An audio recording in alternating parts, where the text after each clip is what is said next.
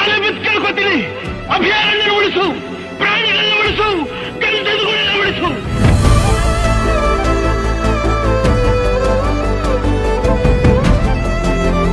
Hello family, welcoming you all. Actually ಇವತ್ತು ನಾವು butterfly national ಪಾರ್ಕಿಗೆ ಹೋಗಿದ್ವಿ. ಅದ್ರ ಬಗ್ಗೆ ನಿಮಗೆ ಸ್ವಲ್ಪ ಹೇಳೋಣ ಅಂತ ಅನ್ನಿಸ್ತು. ಸೊ ಅದಕ್ಕೆ ನಾನು ವೀಡಿಯೋ ಮಾಡ್ತಾಯಿದ್ದೀನಿ. ನಾವು ಫಸ್ಟು ಸಫಾರಿಗೆ ಹೋಗಿದ್ವಿ. ಸೊ ಸಫಾರಿ ಬಗ್ಗೆ ನಾನು ಆಮೇಲೆ ಮಾತಾಡ್ತೀನಿ. ಇವಾಗ ಅದನ್ನು ಮುಗಿಸ್ಕೊಂಡು ನಾವು ಬಟರ್ಫ್ಲೈ ಪಾರ್ಕಿಗೆ ಬಂದಿದ್ವಿ. ಬಟರ್ಫ್ಲೈ ಪಾರ್ಕಲ್ಲಿ ನೋಡಿ ಯಾವ ಥರ ಕ್ರಿಯೇಟ್ ಮಾಡಿದ್ದಾರೆ ಅಂದರೆ, ಬಟರ್ಫ್ಲೈಗೆ ಅದು ಏನು ಅಟ್ಮಾಸ್ಫಿಯರ್ ಬೇಕೋ ಆ ಥರನೇ ಕ್ರಿಯೇಟ್ ಮಾಡಿಟ್ಟಿದ್ದಾರೆ. ಫುಲ್ಲು ನಾವೇ ಬೇರೆ ಪ್ರಪಂಚದಲ್ಲಿದ್ದೀವಿ ಅನ್ನೋ ಥರ ಫೀಲ್ ಆಗಬೇಕು, ಆ ಥರ ಮಾಡಿದ್ದಾರೆ.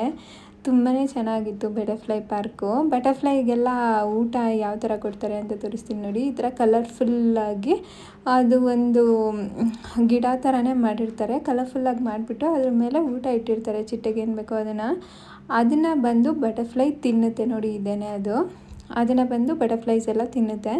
ಎಷ್ಟು ಚೆನ್ನಾಗಿದೆ ಆಗುತ್ತೆ, ಅದನ್ನ ನೋಡೋಕ್ಕೇ ತುಂಬ ಚೆನ್ನಾಗಿರುತ್ತೆ. ಬಟರ್ಫ್ಲೈಸ್ ಎಲ್ಲ ಬಂದು ಅದ್ರ ಮೇಲೆ ಕೂತಿರುತ್ತೆ, ನೋಡೋಕ್ಕೆ ಚೆನ್ನಾಗಿರುತ್ತೆ. ಚಿಟ್ಟೆ ಬಣ್ಣದ ಚಿಟ್ಟೆ, ಬಾ ಚಿಟ್ಟೆ ಬಣ್ಣದ ಚಿಟ್ಟೆ, ನಿನ್ನಂತೆ ಹೂವು ಬಂದ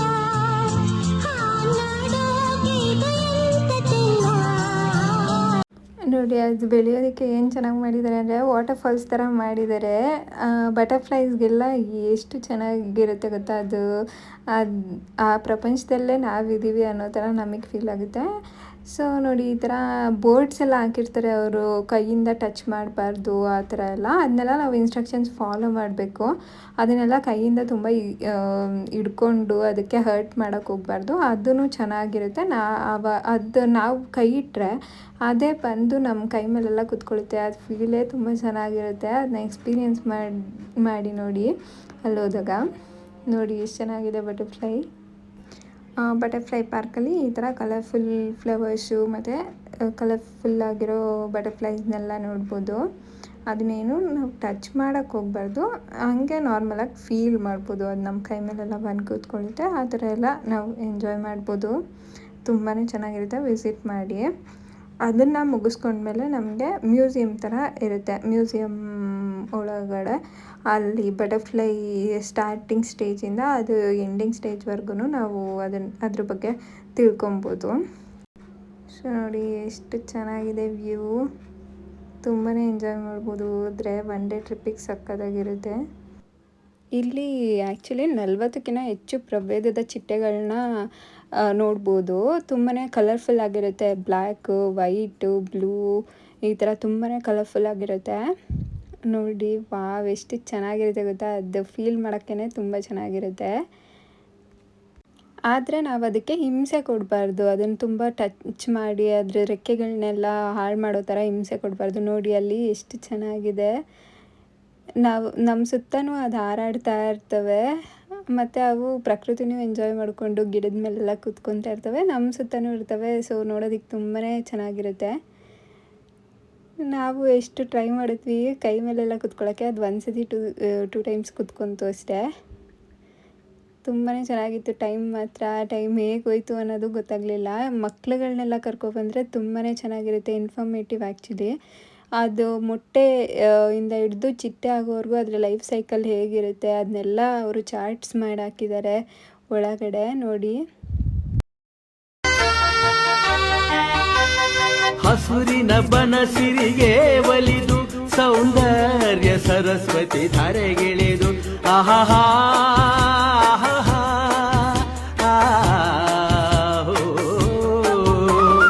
ಹರಿಯುವ ನದಿಯಲ್ಲಿ ಜಾಡಿ ಹೂವನರಲ್ಲಿ ನಲಿಯುತ್ತ ಓಲಾಡಿ ಚೆಲುವಿನ ಬಲೆಯ ಬೀಸಿದಳು ಈ ಗಂಧದ ಗುಡಿಯಲ್ಲಿ ನೆಲೆಸಿಹಳು.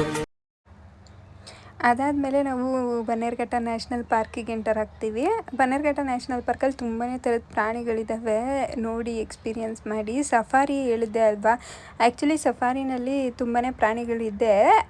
ಅಲ್ಲಿ ನೋಡೋದಕ್ಕೆ ತುಂಬ ಚೆನ್ನಾಗಿರುತ್ತೆ. ಅಂದರೆ ಅಲ್ಲಿ ವೈಲ್ಡ್ ಲೈಫು ಆ ಥರ ಎಲ್ಲ ಹಾಕಿರ್ತಾರೆ. ಯಾವುದ್ಯಾವುದು ಒಂದೊಂದಕ್ಕೆ ಒಂದೊಂದು ಗೇಟ್ ಥರ ಮಾಡಿರ್ತಾರೆ. ಹುಲಿಗೆ ಒಂದು, ಸಿಂಹಕ್ಕೆ ಒಂದು ಆ ಥರ ಇರುತ್ತೆ.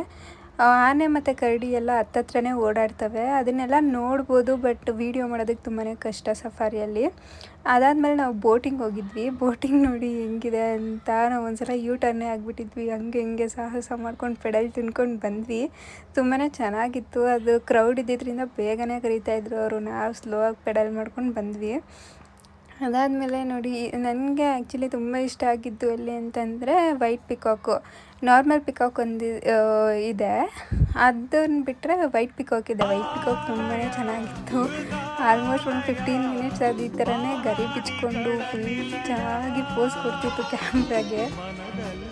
ರಿಯಲ್ಲಾಗಿ ನೋಡೋದಕ್ಕೆ ಚೆನ್ನಾಗಿತ್ತು. ಆಮೇಲೆ ಸ್ವಲ್ಪ ನಾವು ಈ ಥರ ಫನ್ನಿ ಕ್ಲಿಪ್ಸ್ ಎಲ್ಲ ತೊಗೊಂಡು ಎಲ್ಲರೂ ನಮ್ಮ ಕಡೆ ನೋಡ್ತಾಯಿದ್ರು ಅಂದ್ಬಿಟ್ಟು ಬಂದ್ವಿ. ನಾನು ಲೈಫಲ್ಲಿ ಫಸ್ಟ್ ಟೈಮ್ ಸಿಂಹಗರ್ಜನೆ ಅಂತ ಕೇಳಿಸ್ಕೊಂಡಿದ್ದು ಹೆಂಗಿತ್ತು ಅಂತಂದರೆ ಎಲ್ಲರೂ ಓಡಿ ಬರ್ತಿದ್ರು ನೋಡೋದಕ್ಕೆ. ಒಂದು ಸ್ವಲ್ಪ ದೂರದಷ್ಟು ಅದ್ರ ಗರ್ಜನೆ ಕೇಳಿಸ್ತಾ ಇತ್ತು. ಎಷ್ಟು ಮಾತಾಡಿದ್ರೂ ಅದ್ರ ಗರ್ಜನೆ ತುಂಬ ಜೋರಾಗಿತ್ತು. ಅದಾದಮೇಲೆ ಊಟ ಮಾಡ್ಕೊಂಡು ಬಂದ್ವಿ. ಸಫಾರಿಗೆ ಆ್ಯಕ್ಚುಲಿ ಪರ್ ಹೆಡ್ 400ಇಂದ 450 ಆಗುತ್ತೆ ವೀಕೆಂಡ್ಸಲ್ಲಿ. ವೀಕ್ ಡೇಸಲ್ಲಿ ಸ್ವಲ್ಪ ಕಡಿಮೆ ಇರುತ್ತೆ. ಮತ್ತು ಬನ್ನೇರುಘಟ್ಟ ನ್ಯಾಷನಲ್ ಪಾರ್ಕು ಟ್ಯೂಸ್ಡೇ ರಜಾ ಇರುತ್ತೆ, ನೋಡ್ಕೊಂಡು ಪ್ಲ್ಯಾನ್ ಮಾಡ್ಕೊಂಡು ಹೋಗಿ. ವೀಕ್ ಡೇಸಲ್ಲಿ ಸ್ವಲ್ಪ ಕಡಿಮೆ ಇರುತ್ತೆ ಅಮೌಂಟು.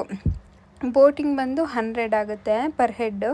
ಸೊ ಟೋಟಲಿ 1000 ಒಳಗಡೆ ನಾವು ಮುಗಿಸ್ಬೋದು ಟ್ರಿಪ್ನ. ಜಾಲಿ ಜಾಲಿ ಜಾಲಿ ಎಲ್ಲ ಜಾಲಿ, ಜಾಲಿ ಜಾಲಿ ಜಾಲಿ ಎಲ್ಲ ಜಾಲಿ.